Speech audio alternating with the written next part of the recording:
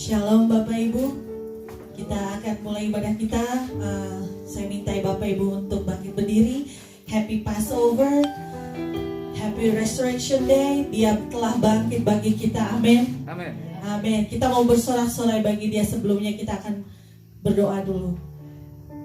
Tuhan Yesus, terima kasih Tuhan untuk hari ini Tuhan. Kami boleh berkumpul di sini Tuhan. Karena kemuliaan-Mu Tuhan, karena kasih-Mu Tuhan, kami dapat berkumpul di sini Tuhan. Terima kasih banyak Tuhan Yesus, kami ingin memuji dan memuliakan nama-Mu Tuhan lebih lagi Tuhan. Urapi setiap kami Tuhan, pimpin setiap kami Tuhan. Biarlah kami membawa berkat yang berasal daripada-Mu Tuhan. Terima kasih banyak Tuhan Yesus. Kami siap Tuhan beribadah, berkati dari awal, pertengahan hingga akhirnya. Yang siap katakan amin. Mari memuji Tuhan.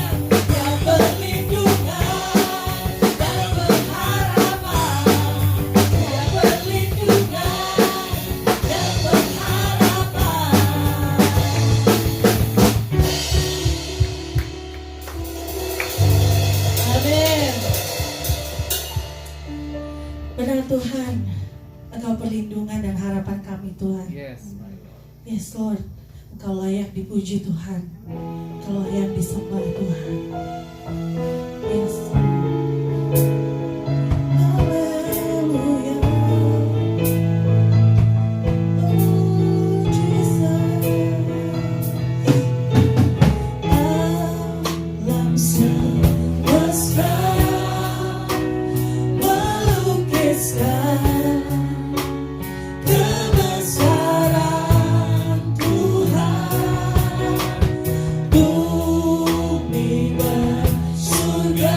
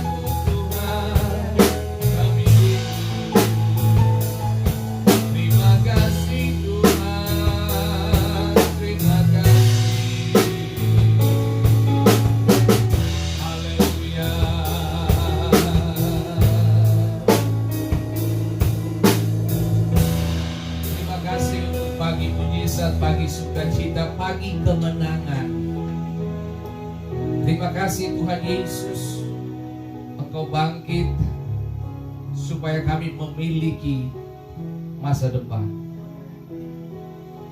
Terima kasih untuk semua yang Engkau lewati Tuhan.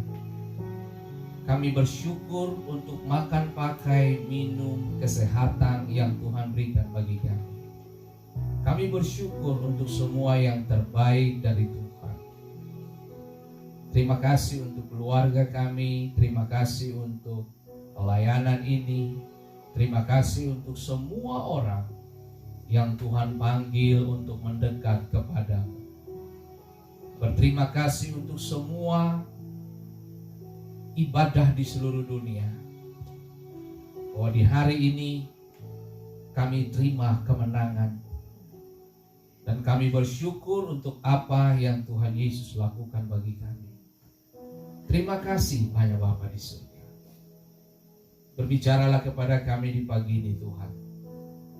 Letakkan, taruhlah perkataan-Mu, sehingga perkataan yang tiba pada waktunya kami memiliki iman dan kami hidup di dalamnya.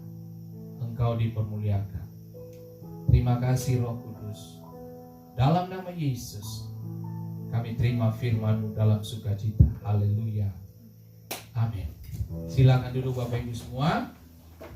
Senang sekali bisa ada dengan Bapak Ibu semua, on-site maupun online, ya. Baik Bapak Ibu yang diberkati. Nah, hari ini kita akan berbicara tentang seorang yang tidak bersalah, ya. Di Innocent One. Daniel 9 ayat 26. Demikianlah bunyi firman Tuhan. Sesudah ke-62 kali 7 masa itu minggu, itu akan disingkirkan seorang yang telah diurapi. Ya, diurapi. Kata diurapi bisa diartikan Mesias atau Al-Masih, Kristus. Diurapi, ya. Nah, padahal tidak ada salahnya apa-apa. Maka datanglah rakyat seorang raja memusnahkan kota dan tempat kudus itu. Tetapi raja itu akan menemui ajalnya dalam air bah, dan sampai pada akhir zaman akan ada peperangan dan pemusnahan seperti yang telah ditetapkan. Sadari betul bahwa kita hidup di akhir zaman. Anda percaya atau tidak, tapi semua peristiwa dunia yang sedang terjadi sekarang itu menandakan bahwa kita sedang hidup di akhir dari akhir zaman. Sehingga Alkitab berkata bahwa ketika Yesus datang, dia datang seperti pencuri pada malam hari. Boleh saya tanya, adakah kalau seseorang atau pencuri hendak mencuri di rumahmu, apakah dia layangkan pemberitahuan kepada Anda lebih dulu? Ya, tentunya tidak. Tapi bagi orang yang menanti-nantikan Tuhan, Tuhan datang tidak seperti pencuri, karena dia sudah beritahu kepada orang-orang pilihannya dia. Sebelum Tuhan mengirimkan air bah, dia sudah beritahu kepada Nuh, prepare bahtera. Bahtera jadi, air bah datang. Saya pun kasih tahu kepada setiap kita. Kalau kita sadar betul bahwa kita percaya kepada Tuhan, kita harus memiliki sikap hati dalam persiapan. Persiapan Anda menentukan Anda diterima atau tidak. Persiapanmu menentukan apakah Anda masuk di bahtera atau tidak. Kita tahu bersama bahwa peristiwa Nuh hanya 8 orang yang masuk ke bahtera itu. Semuanya keluarga Nuh. Ya, tapi tidak ada orang lain. Tidak ada orang lain. Nah, dengar baik, firman Tuhan hanya datang kepada mereka yang memberikan hati dan respon yang benar.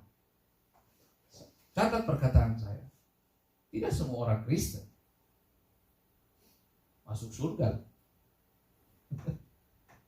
Ya. Kalau Anda dan saya nggak serius, Surga hanya menjadi wacana atau topik pembicaraan setiap hari. Tapi dia tidak akan menjadi kenyataan di kemudian hari kepada Anda.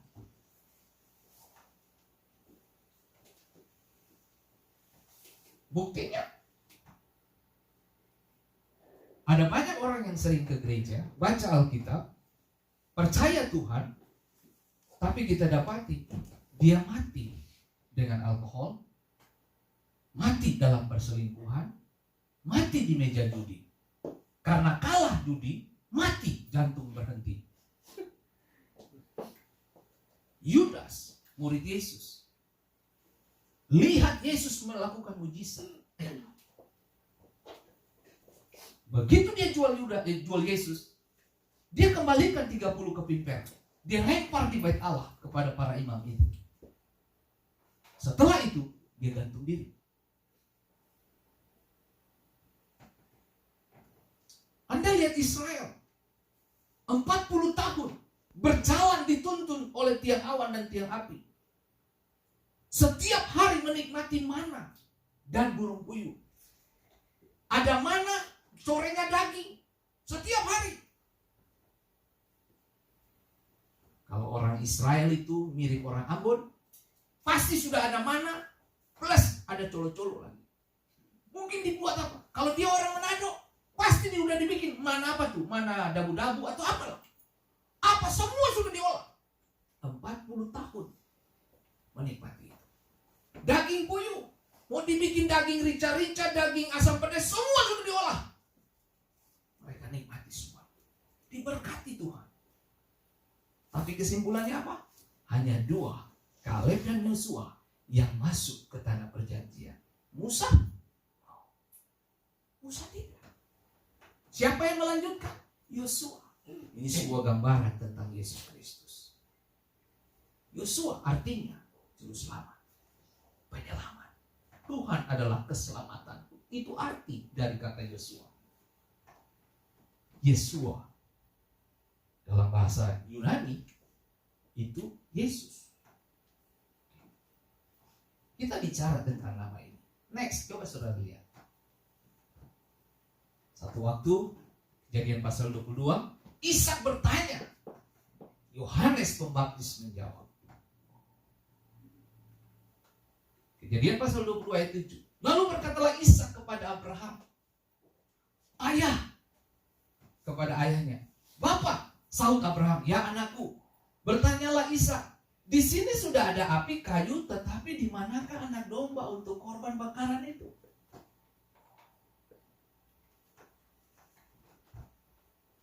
Berapa tahun kemudian, generasi lewat generasi,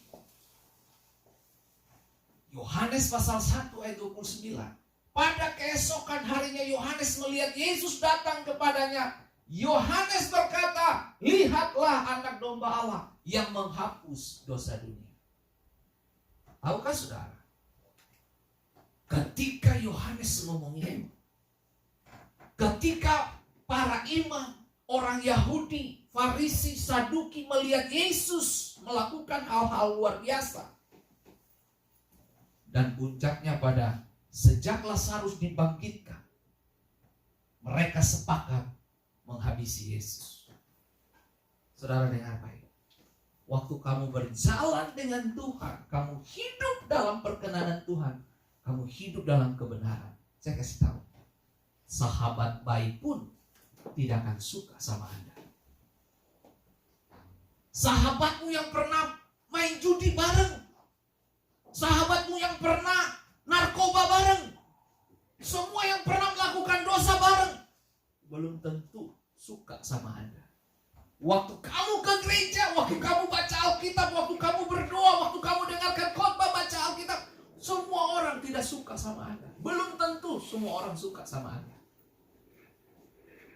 Ya, Anda bisa lihat semua orang bisa marah sama Anda. Kenapa? Karena Anda sudah bukan bagian dari mereka lagi. Coba saudara lihat. Yesus lakukan hal apa? Menyembuhkan orang buta, buka telinga yang tuli, bisu bicara, timpang berjalan, mati dibangkitkan. Dia tidak disukai. Coba bayangin. Dia dia tolong orang-orang yang lapar, tapi tidak disukai. Aneh kan? Begitulah dunia yang sekarang ini. Coba saudara nonton aja. Nontonlah. Coba saudara lihat.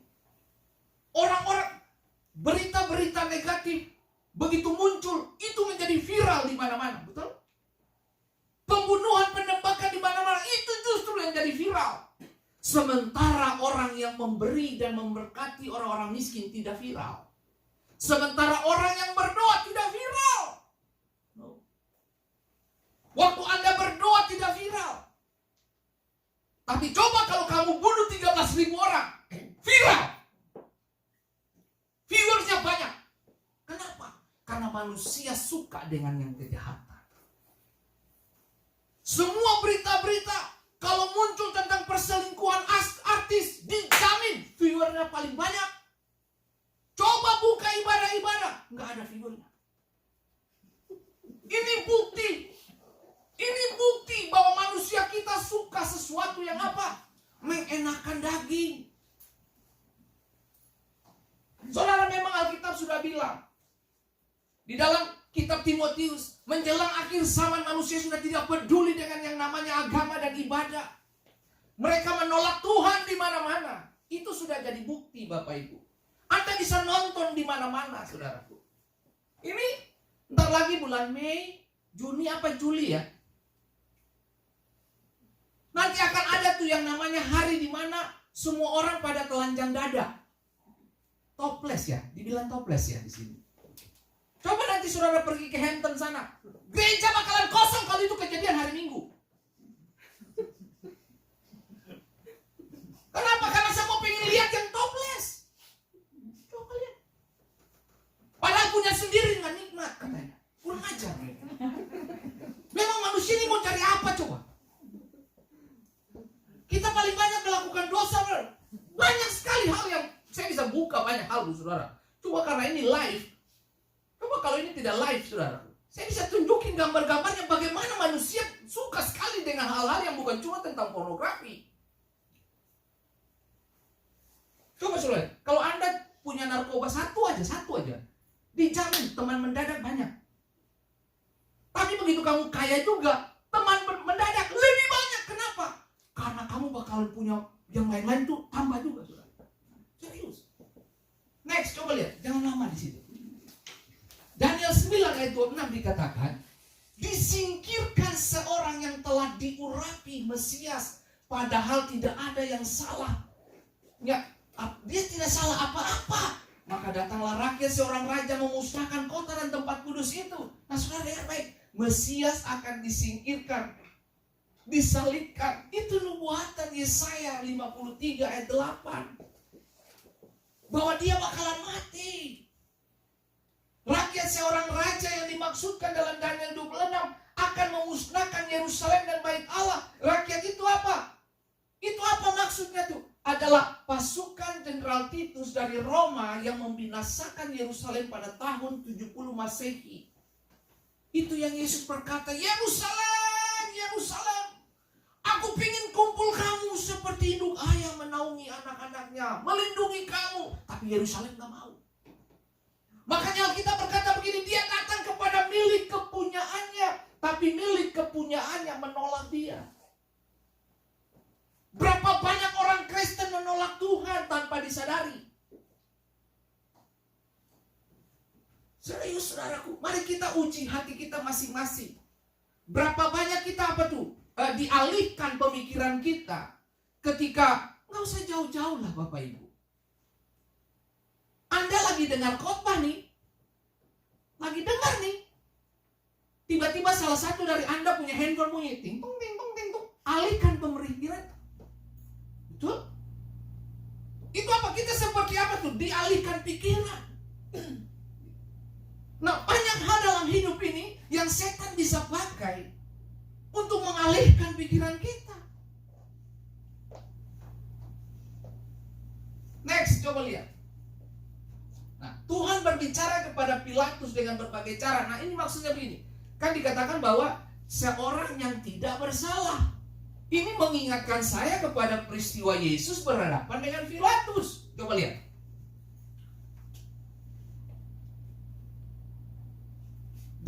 1 Samuel 28 ayat 6, Tuhan berbicara dalam 3 hal. Tuhan bisa bicara lewat mimpi atau penglihatan. Tuhan bisa dengan Urim. Urim itu ada 2 batu yang ada di dadanya para imam. Jadi kalau bangsa menentukan suara Tuhan untuk menantikan suara Tuhan, biasanya diambil, ya, diambil dari situ antara Urim atau Tumim, gitu ya. Nanti kita bahas itulah. Nah, tapi kemudian yang ketiga adalah perantaraan para nabi. Ini suara hamba Tuhan, pendeta di zaman sekarang gitu loh, pendeta, gembala dan sebagainya, guru dan sebagainya. Nah, banyak contoh di Alkitab yang Tuhan berbicara lewat mimpi dan penglihatan. Nah, saya kasih contoh. Matius 2 ayat 13 berkatalah malaikat Tuhan kepada Yusuf dalam apa? Mimpi. Jadi Yesus diselamatkan lewat apa? Mimpi. Ya kan? Kemudian kalau saudara belajar lagi, Yusuf diselamatkan dari penjara lewat apa? Mimpi Firaun juga. Ya kan? Firaun mimpi, jagoan-jagoan Mesir tidak bisa menyelami mimpi itu dan tidak bisa mengatasi atau menjelaskan, memberi solusi kepada mimpi Firaun. Yusuf hadir menyelesaikan masalah bangsa-bangsa. Oke. Nah, Daniel 9 ayat 26 itu apa? Waktu Daniel lagi berdoa, penglihatan, lalu malaikat memberi pesan yang tadi kita baca di ayat pertama tadi. Itu penglihatan. Tuhan bisa bicara dalam banyak hal. Oke. Ini sebagai satu contoh. Next, lihat. Ini tentang Yohanes, ya toh? Nah, dikatakan bahwa Matius pasal 27 ini mimpi istrinya. Jadi Yesus sudah ketemu dengan Pilatus nih. Mau penyaliban Yesus toh. Jadi Yesus ketemu dengan Pilatus. Kita tahu bahwa istrinya bermimpi. Ingat? Tadi saya bilang Yusuf diselamatkan.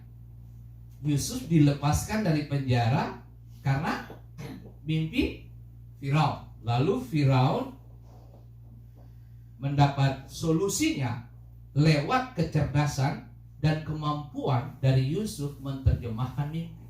Sehingga Yusuf diangkat menjadi orang nomor 2 Mesir pada waktu itu. Yesus diselamatkan lewat siapa? Lewat apa? Mimpi. Selamatkan anakmu, larilah kemana? Mesir. Oke? Mimpi.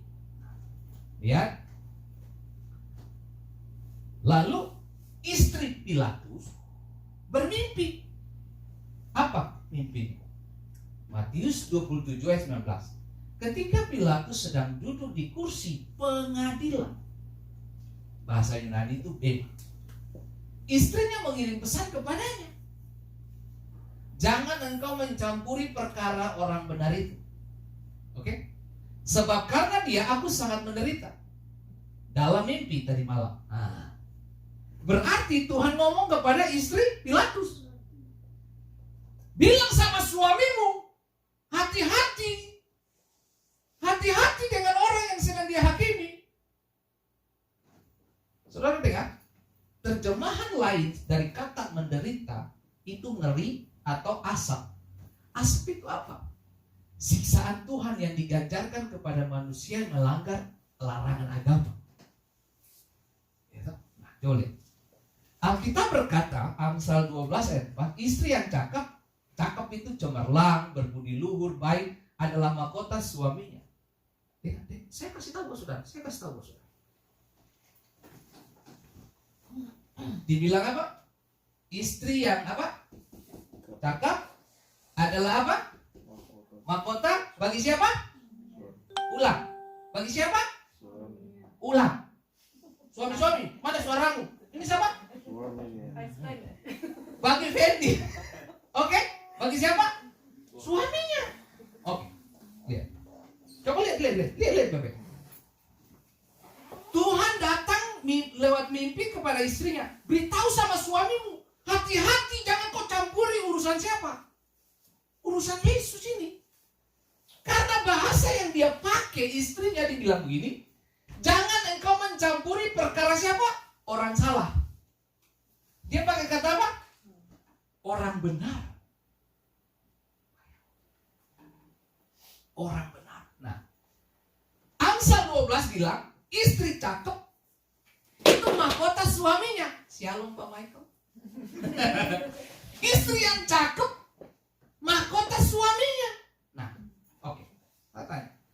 Pilatus artinya, dengar, catat baik-baik. Pilatus artinya botak. Pilatus artinya tidak berambut. Berarti botak. Jadi, sorry. Jadi kalau suami-suami yang tidak pernah dengar istri punya nasihat, beritahu dirimu di depan cermin, kau botak. Halo? Loren belum menikah. Ya, kita promosi dia online saja. Ini mumpung ada online, kita promosinya sekali. Oke. Nah, saya suami yang tidak taat itu sama dengan Pilatus, botak. Nah, tapi saya berharap Bapak Ibu, suami-suamimu yang di rumah dia taat. Tapi Pak Pendeta kalau tidak taat bagaimana? Ya sudahlah. Seperti minggu kemarin saya bilang, kalau menikah dengan pasangan yang tepat, partner yang tepat, menjadi teman doa yang bagus, mantap, oke? Tapi kalau sudah salah menikah, ya sudah terima. Ini menjadi pokok doa seumur hidupmu.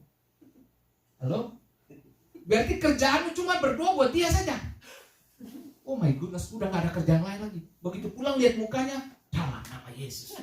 Dalam nama Yesus, kenapa manusia ini masih hidup di depanku lagi? Haleluya. Kalau boleh besok dia pergi. Tuhan ambillah dia. Bagi yang mau menikah, bagi yang belum menikah, pikir baik-baik. Cari suami, cari istri yang benar-benar takut akan Tuhan lah. Gitu. Oke, next lihat. Aduh. Lihat. Imam-imam kepala dan tua-tua bangsa Yahudi, mereka yang mewakili Tuhan berubah menjadi musuh Tuhan, dan Pilatus yang mewakili kekuatan penindasan Romawi tampil melakukan segala cara untuk mencegah Yesus disalibkan, namun tidak dapat melakukannya. Jadi gini, berapa banyak dari kita yang sedang terjebak dan ada di tengah-tengah situasi seperti apa yang dialami Pilatus. Pilatus ini ada di tengah-tengah. Nah, Pilatus tidak bisa tetap netral. Dengar, Anda ikut Yesus tidak boleh netral. Alkitab berkata kalau you panas, panas sekalian. Kalau you dingin, dingin sekalian. Kalau suam-suam kuku, hangat-hangat doang, Tuhan apa? Muntah. Jadi kalau kamu mau hitam-hitam sekalian, kalau mau putih-putih sekalian, jangan abu-abu, Tuhan muntah. Alkitab, catatannya, Pilatus tidak bisa tetap netral antara kekuatan sekuler yang menjatuhkan hukuman salib, hukuman Romawi itu, dan kekuatan agama yang menuntut hukuman mati kepada Yesus yang tidak bersalah. Jadi Pilatus harus memutuskan, ini si botak ini harus memutuskan.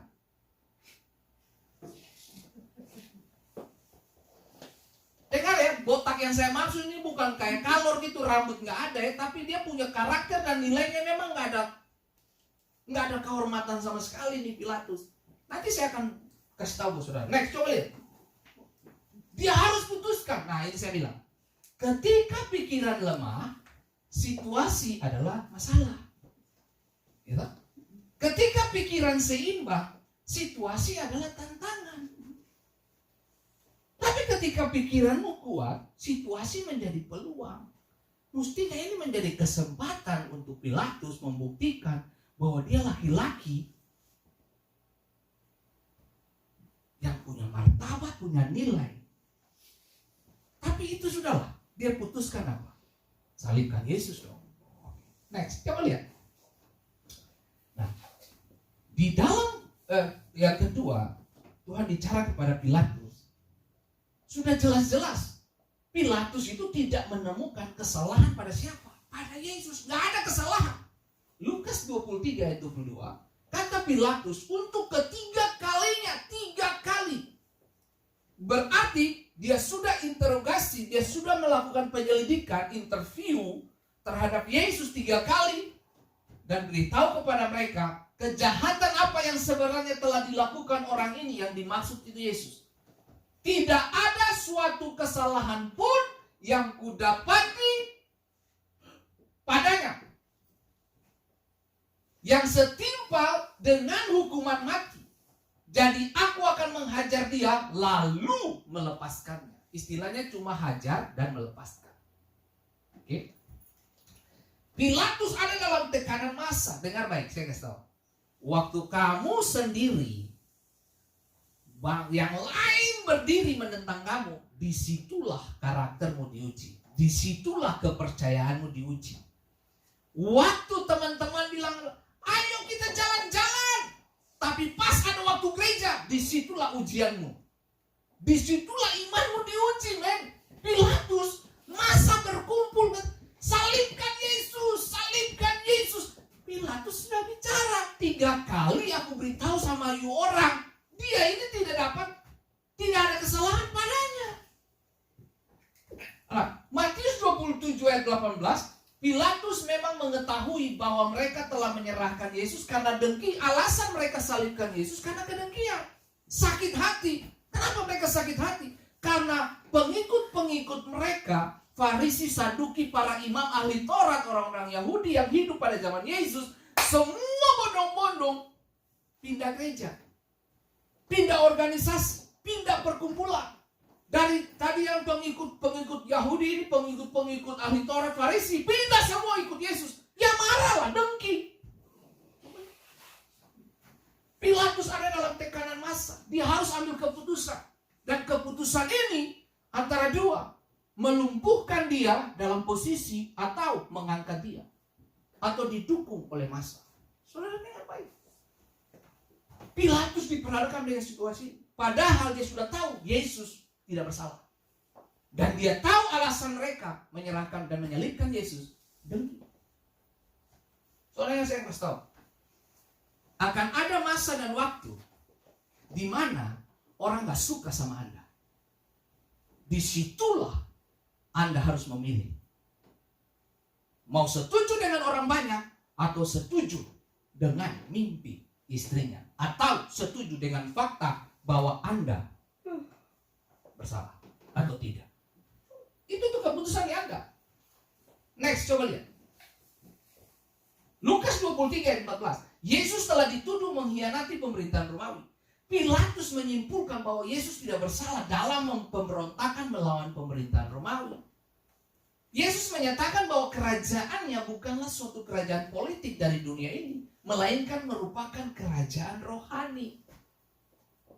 Itulah saya mau kasih tahu ke saudara. Yohanes 18 ayat 36, jawab Yesus, kerajaanku bukan dari dunia ini. Jika kerajaanku dari dunia ini, pasti hamba-hambaku telah melawan, supaya aku jangan diserahkan kepada orang Yahudi. Akan tetapi kerajaanku bukan dari sini. Tahukah saudara, agenda Tuhan datang kemari ke dunia ini bukan untuk membangun yang namanya imperium atau kejayaan Yahudi, pemerintahan secara daging, lepas dari tirani Romawi, bukan. Tapi apa? Tujuannya apa? Untuk melepaskan kita dari kehidupan dosa ini. Itu lebih parah dari jajahan fisik. Coba suruh lihat ini. Next lihat. Apa yang dapat kita belajar dari Pontius Pilatus ini? Daging kita yang berdosa memilih Barabas. Seperti halnya orang banyak karena dia seperti kita, tetapi Kristus memilih kita agar kita menjadi seperti dia. Nah, ini yang saya maksud Barabas ini adalah, Barabas ini tukang perkosa orang, penjahat kelas kakap pada zaman itu. Dia tuh ada di penjara. Nah, kebiasaan orang-orang pada zaman itu untuk melepaskan seseorang dengan pemilihan suara orang banyak. Lalu Yesus, nah dengar baik, nama sama loh, Yesus Barabas dan Yesus Kristus. Yesus Barabas dan Yesus Kristus diperhadapkan di depan umum. You orang semua pilih, you mau lepas yang mana nih? Mau Yesus Barabas atau Yesus Kristus? Orang Israel pilih apa? Bebaskan Yesus Barabas, salibkan Yesus Kristus. Itu membuktikan bahwa manusia kita ini tidak suka yang benar. Padahal kita lupa Yesus yang sembuhkan keluarga kita yang lumpuh. Kita lupa Yesus yang kasih makan kamu waktu kamu lapar. Kita lupa bahwa saudaramu yang buta bisa melihat. Timpang berjalan. 38 tahun wanita pendarahan. Sembuh. Kita lupa. 5.000 orang dikasih makan. 4.000 dikasih makan. Sisa 7 bakul. Kita lupa bahwa kita pernah mencicipi dan menikmati berkat Tuhan. Kita tutup mata terhadap kebaikan Tuhan. Saudara baik, sebagai gereja yang hidup, saya mau kasih tahu. Kita berdosa kalau kita lihat kekurangan orang-orang di sekitar, terus kita tutup mata. Kita berdosa kalau kita ikut semua orang-orang punya ide dan pikiran yang dibangun berdasarkan keangkuhan manusia. Amerika kalau salah memperhitungkan hal ini, Amerika akan terpuruk, saudaraku. Saya mau kasih tahu, saudara. Amerika sudah menghilangkan doa-doa dari sekolah, dari pemerintahan. Itu masalah, saudara. Matius 27 ayat 26. Lalu Pilatus melepaskan Barabas untuk mereka dan menyuruh orang mencambuk Yesus dan menyerahkan dia untuk apa? Disalibkan. Sudah bukan lagi dipukul. No. Disalibkan. Berkembang itu. Tadi Anda baca, dipukul lalu dilepaskan, betul? Sekarang diserahkan, disalibkan. Kenapa Pilatus bikin ini? Dia pakai ide orang banyak. Dia setuju dengan pendapat banyak orang. Dengar saya kasih tahu ke saudara. Saya mau kasih tahu ke saudara.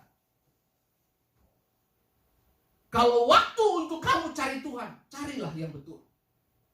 Saya takut kamu kehilangan agenda Tuhan. Saya takut kamu ke gereja, tapi kamu kehilangan surga. Saya mengajarkan anak-anak saya, baca Alkitab tiap hari. Karena papamu tidak bisa bawa kamu ke surga. Imanmu di dalam Yesus yang bawa kamu ke surga. Saya lahirkan anak-anak mau 1.000 ke, saya punya jemaat 1.000 ke 3.000, bahkan 1 Amerika pun, saya tidak bawa kamu ke surga. Saya cuma mengajarkan kamu nilai-nilai untuk jaga hidupmu sampai kamu menyelesaikan pertandingan iman. Masing-masing keselamatan itu tentang diri kita masing-masing. Saya nggak bisa bilang, Tuhan Yesus sabar. Saya punya anak. Oh, nggak bisa. Nggak bisa. Makanya saya bilang, jangan berdiri di atas ide banyak orang. Karena belum tentu pendapat orang banyak itu kebenaran. Pilatus, ending-endingnya apa? Pilatus cuci tangan. Tandanya apa? Tidak bersalah. Dia bilang, oke, kamu pilih Yesus Barabas, aku cuci tangan. Soalnya dengar baik. Akan banyak orang yang cuci tangan ketika kamu binasa. Itu bukan salah saya, itu dia pilih. Tapi saya nggak mau begitu, Bapak Ibu. Saya mau, karena apa yang saya khotbahkan, satu waktu saya akan berdiri di depan pengadilan Kristus mempertanggungjawabkan semua kalimat saya. Saya juga takut, Bapak Ibu, karena saya harus mempertanggungjawabkan semua yang saya ajarkan. Anda bayangin coba kalau saya ajar, mari kita berselingkuh, ayo, mari kita berjudi, mari kita lakukan apa? Pembohongan, nggak bayar pajak, mari kita lakukan. Saudara pikir saudara selamat? Sabar dulu, bos. Kamu bikin susah banyak orang. Cukup sulit. Sampai kepada pengakuan iman rasuli yang kita nyanyikan di gereja, yang kita ucapkan di gereja pun seperti itu. Yesus mati, disalibkan, di bawah pemerintahan Pontius Pilatus, disalibkan, mati dan dikuburkan. Pada hari yang ketiga bangkit pula dari antara orang mati, duduk di sebelah kanan Allah. Itu pengakuan iman rasuli. Nama Pilatus ada di situ, Bapak Ibu. Dalam sejarah gereja dia punya nama disebutkan terus ketika ibadah-ibadah gereja berlangsung dan ada pengakuan iman. Saudara, makanya saya bilang, jangan berdiri di atas pendapat banyak orang. Saya nggak peduli. Please, saudaraku. Anda bergereja, Anda datang ke gereja bukan bikin senang saya. Tapi Anda ke gereja, Anda melayani, Anda hidup benar dengan Tuhan, bukan supaya pendetamu senang. No, itu untuk kepentingan Bapak Ibu semua. Saya kasih contoh. Anda makan jeruk, yang kenyang siapa? Halo? Ulang. Anda makan jeruk, yang kenyang siapa? Anda yang kenyang. Masa jeruk makan jeruk? Anda yang makan jeruk, Anda yang makan daging, Anda yang minum susu, Anda yang kenyang, Anda yang sehat. Masa Anda makan susu, minum susu, makan madu, itu pendeta yang sehat? Tidak dong. Anda yang sehat. Anda yang baca Alkitab apa pendeta? Yang jadi benar? Yang jadi baik? Tidak. Anda yang jadi baik. Kesimpulannya begini. Anda gini. Segala sesuatu di dalam pelayanan, dalam hidup bergereja, hidup Kristen, hidup berjemaat, saya tidak akan pernah paksa seseorang untuk mari melayani. No. Saya nggak mau. Sesuatu yang dipaksakan itu nggak enak. Pohon, buah yang matang di pohon, kalau makan enak di lidah, betul? Enak. Beda sama masa matang yang dipaksakan gitu, yang ditutupi. Itu beda. Kalau istilah kita di Indonesia Timur tuh masak karbit. Ditutup. Tapi kalau kita dari pohon matang di pohon, kamu ambil, kamu gigit, beda rasanya. Beda. Bahkan saya kasih tahu, harganya beda. Itu yang saya bilang. Kalau kamu matang dengan Tuhan, nilaimu beda. Nilai kamu lebih mahal. Makanya jangan gini.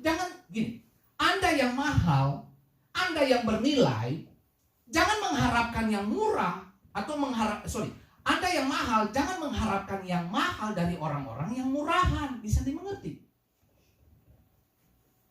Anda benar, jangan harap temanmu kasih yang mahal, sementara hidupnya nggak jelas. Sama begini, kamu berantakan hidupmu, tapi kamu mencoba menasehati orang yang hidup benar. Ngerti maksud saya? Sama begini, penjudi ajar pendeta, Pak Wudi mesti hidup benar.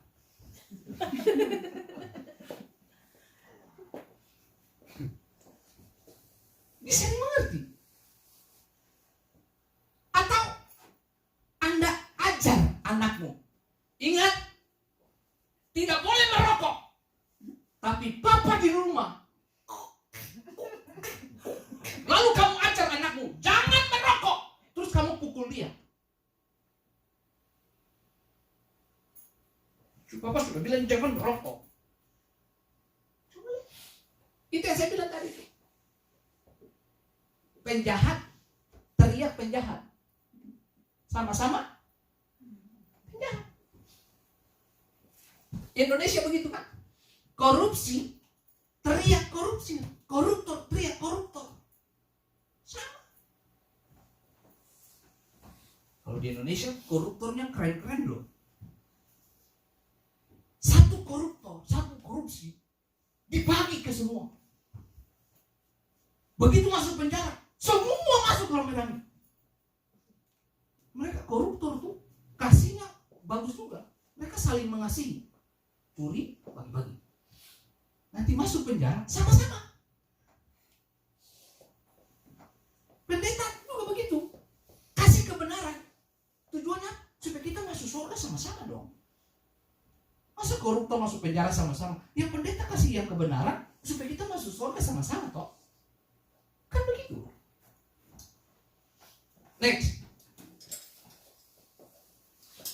Yesus mendamaikan mereka.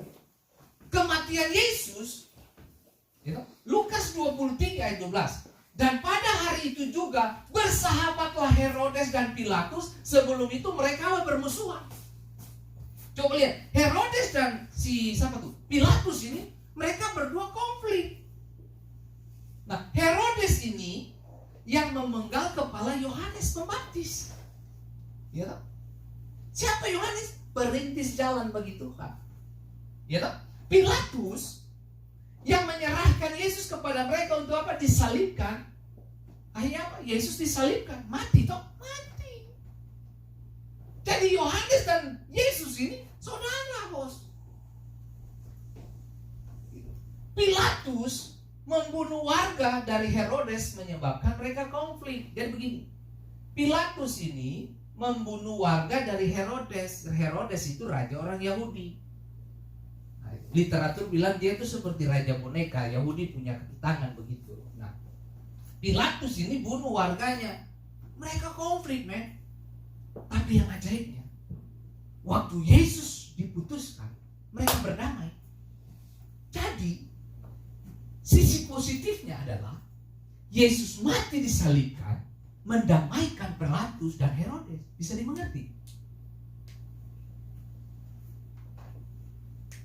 Next, coba lihat.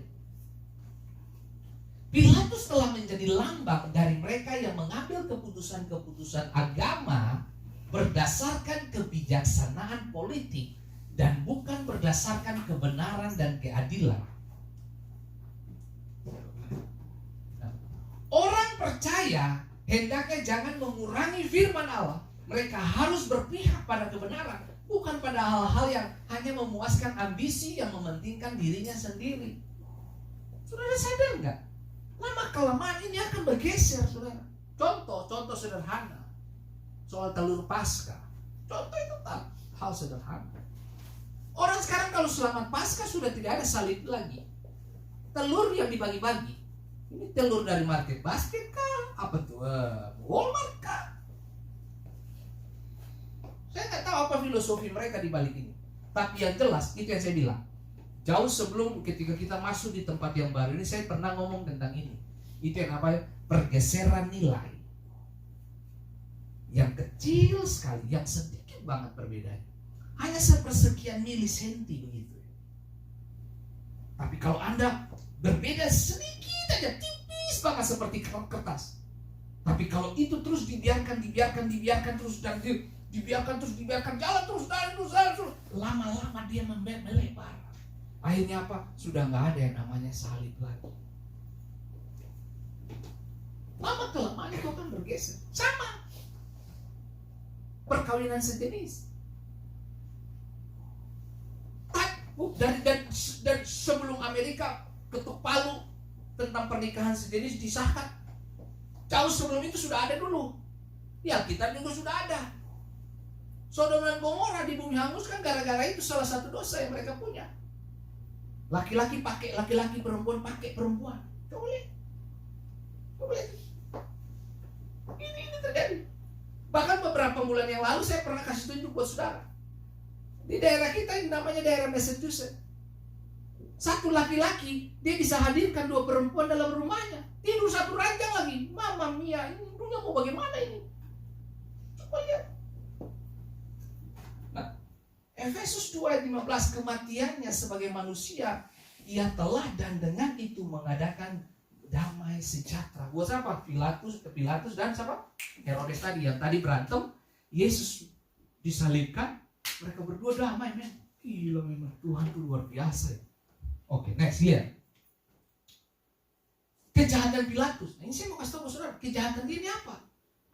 Para sejarawan seperti Philo, Flavius Josephus, Tacitus mencatat, Pilatus melukai perasaan agama orang Yahudi. Karena ia memerintahkan tentara membawa panji-panji dengan patung kaisar sebagai dewa mengelilingi Yerusalem dan memasang patung-patung dengan nama kaisar. Ketika dia memerintah atas daerah yang di Yerusalem, daerah situ, dia pergi pasang tuh patung-patung nama kaisar Romawi masuk ke dalam baik-baik alam, baik-baik suci semua. Orang Yahudi mana? Ketika dia diperhadapkan dengan Yesus, dia harus memperbaiki hal ini.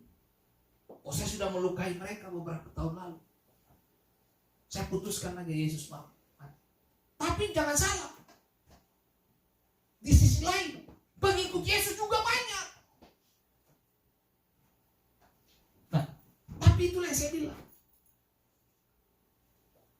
Ketika politik mengambil alih apa yang menjadi kebenaran, dia lupa. Berapa banyak politikus sebelum duduk menjadi anggota dewan, sebelum duduk menjadi penguasa, mulutnya manis luar dugaan, betul? Begitu duduk, enak dong, pulang telat melulu. Ya kamu ngerti lah kenapa saya bilang pulang telat melulu. Alasannya meeting. Apa yang meeting? Coba lihat. Kita paling banyak melakukan kebodohan di sini. Tidak semua politikus. Ada politikus yang benar, tapi ada juga yang benar-benar tikus. Harta baik Allah digunakannya untuk membangun saluran air. Coba lihat. Saya juga bingung kenapa dibilang politikus.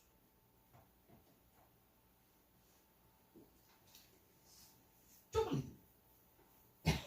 Harta baik Allah digunakannya untuk membangun saluran air. Tentara membunuh massa yang demo. Dia ambil keuangan baik Allah, dia pakai untuk bangun saluran air. Kelihatan bagus, membangun sosial, membangun infrastruktur untuk kepentingan rakyat. Tapi itu tidak dalam persetujuan. Marah. Begitu di demo, dibunuh semua orang, saudara. Yang demo itu melukai orang Yahudi. Next, lihat. Sejarawan Yahudi Philo menggambarkan Pilatus bertabiat kasar, keras kepala, berwatak pendendam, pemarah, suap, tindakan didorong oleh kedengkian, pembunuhan keji tanpa pengadilan, kurang ajar, dan paling menyakitkan hati sehingga orang Yahudi mengutukinya. Seperti tadi saya bilang, dia berdiri di tengah, netral, antara massa dan mimpi istrinya, dan fakta bahwa Yesus tidak bersama. Seharusnya itu sudah jadi bukti kuat untuk meloloskan dia.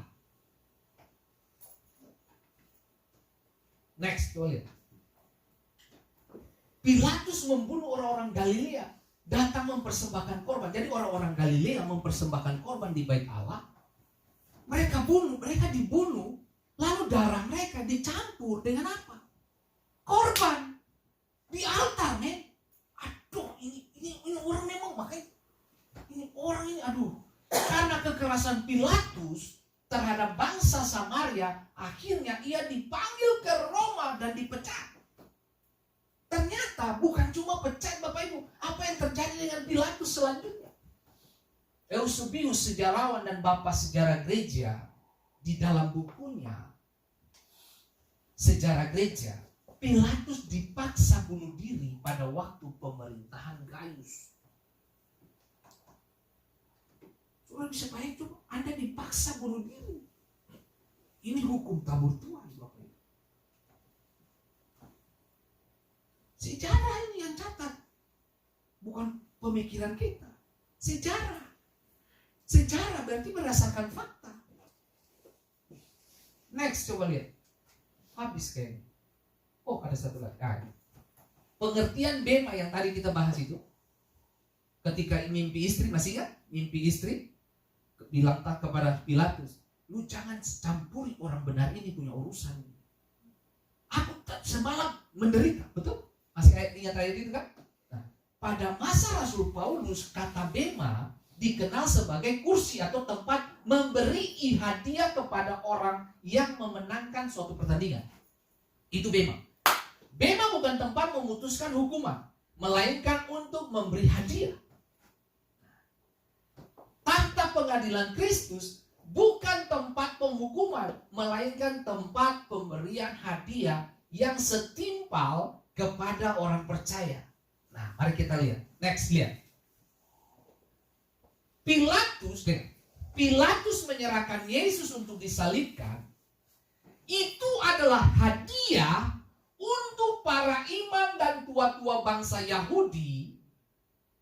Untuk apa? Kedengkian mereka dihapuskan. Bisa dimengerti? Menjawab keinginan hati mereka. Itu hadiah. Jadi Yesus disalibkan, diputuskan oleh Pilatus, itu hadiah buat mereka. Buat siapa? Para imam dan orang-orang Yahudi. Itu hadiah buat mereka. Jadi mereka pulang, aduh syukur dia mati. Aduh haleluya, dia mati. Tapi jangan lupa, itu juga waktu Pilatus menyerahkan Yesus, itu juga hadiah untuk persahabatan Herodes dan dia dipulihkan. Lalu yang terakhir ini, itu hadiah untuk manusia berdosa seperti kita. Karena dengan Pilatus menyerahkan, kita hidup hari ini. Amin. Oh ya. Nah, coba. Jumat kemarin, Yesus disalibkan dan mati. Petrus tertidur. Yudas mengkhianati Yesus. Maria menangis, pengharapan hilang. Pengharapan sirna, kematian menang. Setan tertawa, mati, mati, mati. Tidak ada harapan. Yesus dikuburkan. Yang anehnya lagi, tentara jaga itu kubur. Dimeterai dengan meterai Romawi. Baru terguling. Nah, tentara menjaga kubur. Kubur, batu yang menutup kubur itu terguling. Dan ingat baik hari ini, kebangkitannya. Hari Minggu, kebangkitannya di sini. Jadi hari ini, saudara dan saya menikmati kebangkitan. Amin. Kita bersyukur kita punya Yesus. Sunday is here. Hari Minggu di sini, kebangkitan di sini. Belajarlah bersyukur, belajar berterima kasih. Saudara dan saya bisa menikmati berkat dan anugerah kasih sayang Tuhan hari ini. Karena ada pribadi ini yang mati bagi kita. Dan dia bangkit. Supaya saudara dan saya menerima hidup yang berkemenangan. Amin. Sebentar kita akan terima perjamuan kudus. Dan kita akan terima ini. Tuhan memberkati. Dan mari Bapak Ibu semua tim musik boleh maju ke depan. Lalu kita terima tubuh dan darah Kristus. Mari Pak Jonathan.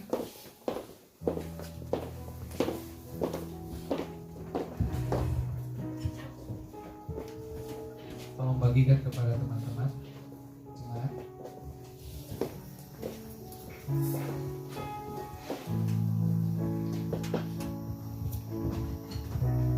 Karena salibmu.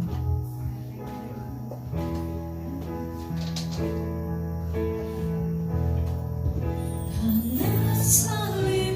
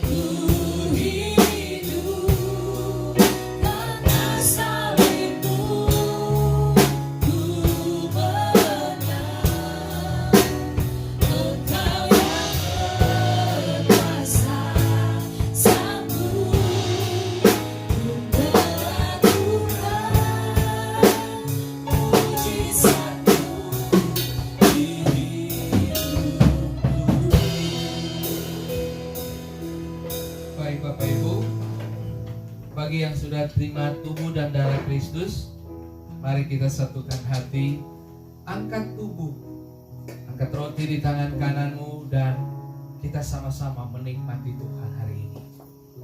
Percayakah saudara bahwa yang ada di tangan kanan adalah tubuh Kristus?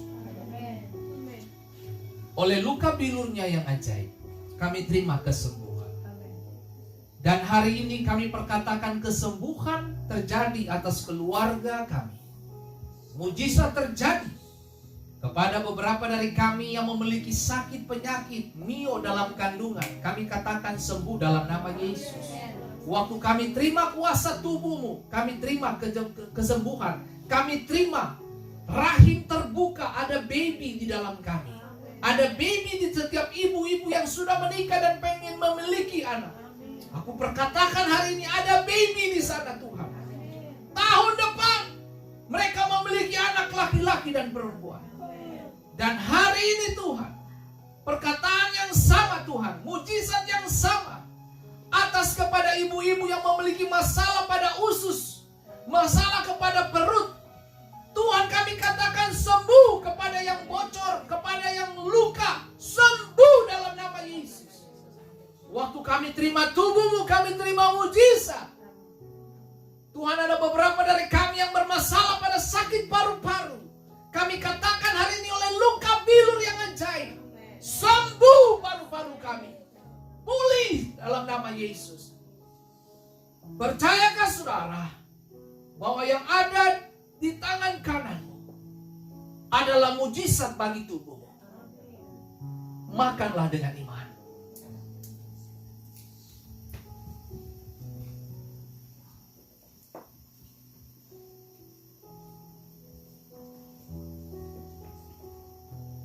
Angkatlah cawan, meterai darah Yesus ini. Oleh darahmu, maut melewati kami. Oleh darahmu, generasi kami diberkati. Oleh darahmu, anak-anak kami dilindungi, keluarga kami dilindungi dari segala bentuk yang namanya roh maut. Kami diselamatkan, kami dipulihkan, kami diberkati dalam nama Yesus. Dan waktu kami terima kuasa darahmu, kami terima mujizat, kami terima yang terbaik dari Tuhan. Dan kami berterima kasih oleh darahmu. Kami terima hal-hal yang tidak biasa dalam hidup kami. Kesembuhan. Bahkan Tuhan, ada beberapa dari Anda yang memiliki kuping kurang mendengar, telinga yang kurang mendengar, terbuka dalam nama Yesus. Bahkan Tuhan, mata yang mulai sulit untuk melihat dan membaca Alkitab, dalam nama Yesus bersinar, cerah, melihat, terang, terjadi dalam nama Yesus. Jelas dalam membaca. Tuhan, dalam nama Yesus. Dan hari ini waktu darahmu masuk Tuhan, membersihkan segala virus bakteri di dalam tubuh jasmani kami. Waktu kami terima darahmu Tuhan, kami terima pengampunan Bapa. Kami terima kasih sayang Tuhan. Percayakah saudara bahwa yang ada di tangan kananmu adalah meterai darah Kristus, dan Anda percaya mujizat ada di situ? Minumlah dengan iman.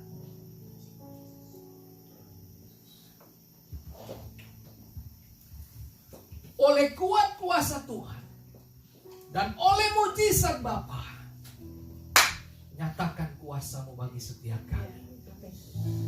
Sebentar Tuhan, kami akan memberi persembahan.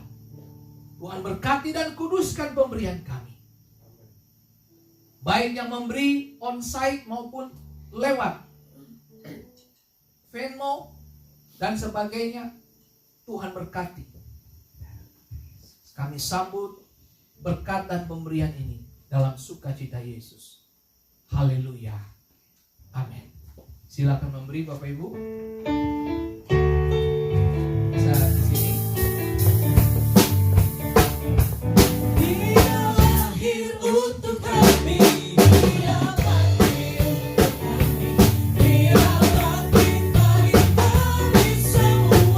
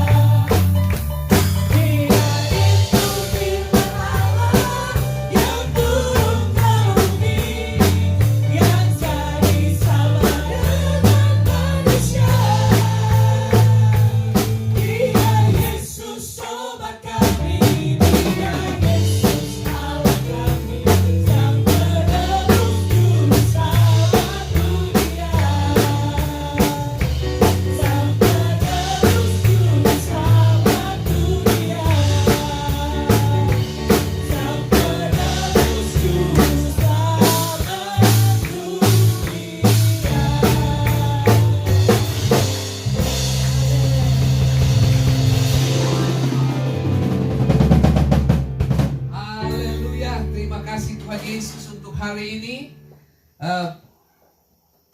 Minggu depan kita tetap ada dalam ibadah yang sama bagi keluarga besar Rock Dover. Dan ibadah kita akan berlangsung dalam waktu yang sama 10.30 waktu Dover. Dan waktu Indonesia 10.30 tapi malam waktu Makassar ya.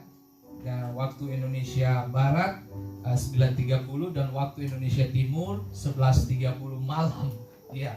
Baik Bapak Ibu yang diberkati Tuhan, sebelum kita berpisah, mari bukalah kedua tanganmu dan terimalah berkat kebangkitan Kristus bagi Bapak Ibu semua. Terima kasih untuk pagi mujizat. Terima kasih untuk minggu di mana Tuhan telah bangkit. Dan karena kebangkitan-Mu lah kami terima hal-hal yang tidak biasa. Kami terima berkat yang luar biasa. Kami terima kesembuhan yang luar biasa. Kami terima janji Tuhan yang luar biasa. Bahkan kami terima perkenanan Tuhan. Dan pagi ini Tuhan, sebelum kami pisah satu dengan yang lain, kami mau terima berkat. Tuhan memberkati engkau dan melindungi engkau. Tuhan menyinari engkau dengan wajah-Nya dan memberi engkau damai sejahtera. Sukacita kemenangan menjadi bagian hidup. Diberkatilah engkau di ladang. Diberkatilah buah kandungan. Diberkatilah hasil tanganmu. Apa saja yang dikerjakan oleh kedua tangan diberkati oleh Tuhan. Tangan kanan mendatangkan kekuatan Tuhan. Tangan kiri mendatangkan kekayaan bangsa-bangsa. Diberkatilah keluar masuk mulai hari ini sampai selama-lamanya. Diberkatilah keturunanmu, diberkatilah keluargamu. Di dalam nama Tuhan Yesus Kristus. Haleluya. Amin. Terima kasih Bapa di surga untuk berkat kebangkitan Yesus Kristus. Haleluya. Sampai jumpa minggu depan. Tuhan memberkati.